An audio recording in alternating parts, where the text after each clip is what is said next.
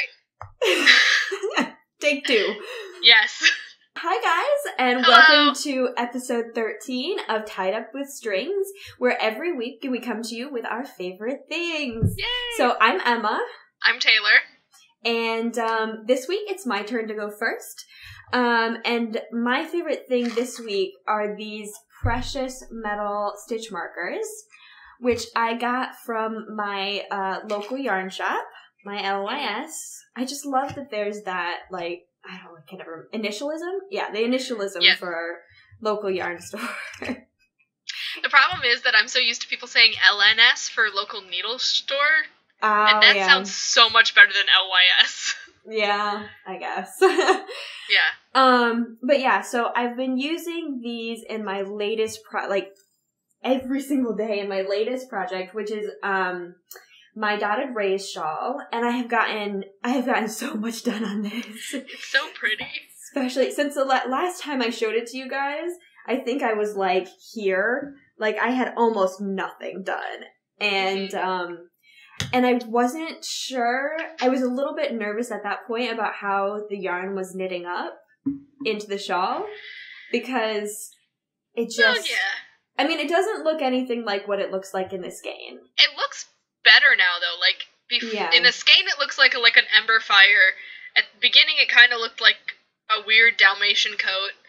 And now it looks, it's beautiful. I think it's beautiful. It looks like, well, so what it says, birch fire.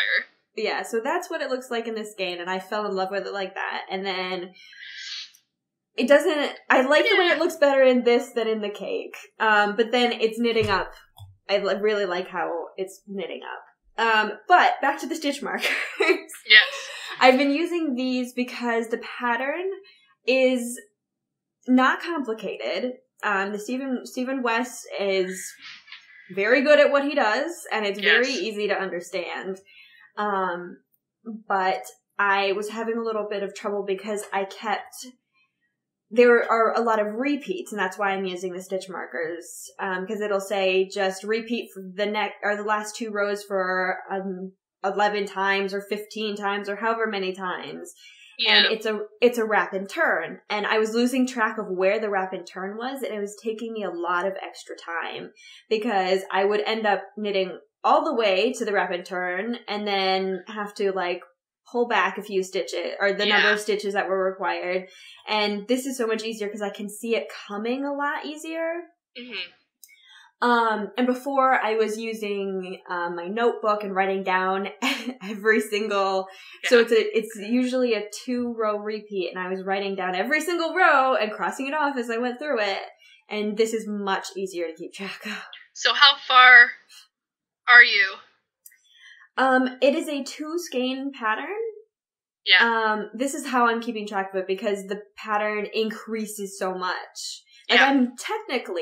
I've finished a page and a half. Right. And I've only got 1 page left. But I'm only about a quarter of the way through because it's a 2 skein pattern. It's big.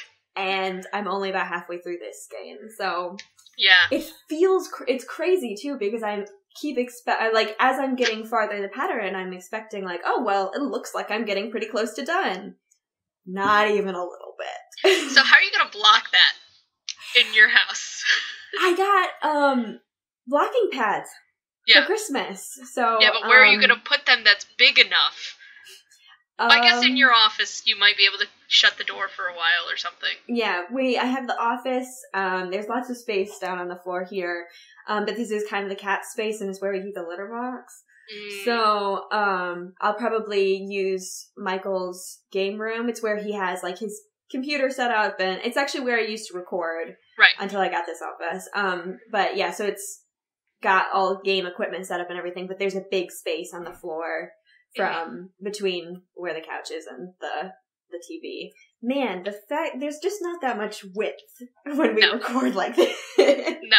And actually I got asked at my trunk show, which thank you for anybody who came to that, how we record by somebody else who podcasts, because she's like, oh my gosh, I want to do that. And I'm like, well, I don't do the editing, but this is how she does it.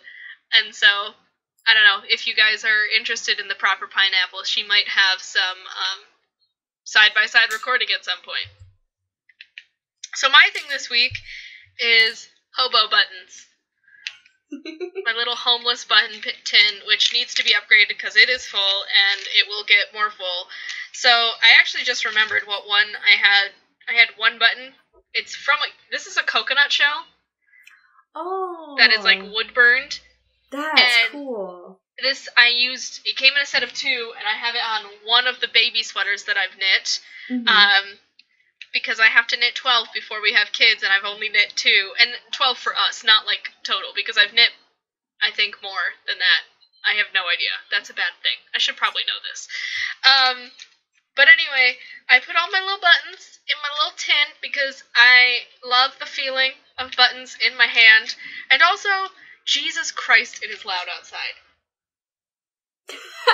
I can't hear it coming through the headphones. I can't hear myself talk. That's how loud it is outside. I have no idea what's going on. Trash day was 2 days ago. It's like a crane or some shit. Anyway, so I like putting the buttons in here as well because then if I need something for like a little baby knit or just like a random button for whatever thing that I'm sewing or knitting, I have the option of like several different kinds. This one belongs to something. I need to remember that. Anyway, so I also, I know we all have that, you know, your mom or your grandma, my grandmother had one, my mother has one. My mom's is like, you know, one of those Sterilite tubs that's about the size of a shoebox. Oh my gosh, yeah. She has one of those of buttons. Oh my gosh.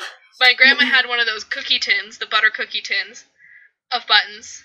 I have this tiny Altoid shaped tin, but I will get there because I am only 24 and I already have this full.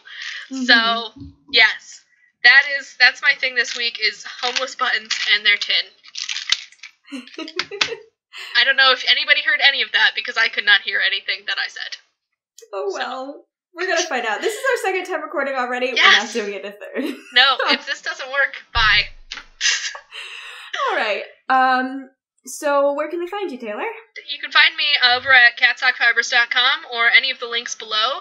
And then where can they find you? I'm Emily Knits on Instagram. That's pretty much the only social media that I'm active on. And I have a blog that I'm actually writing on again. That's emmyluknits.com. So you can go and check that out. And we will be with you, or we will see you again next week. Bye! Bye. Okay, that was recording that time.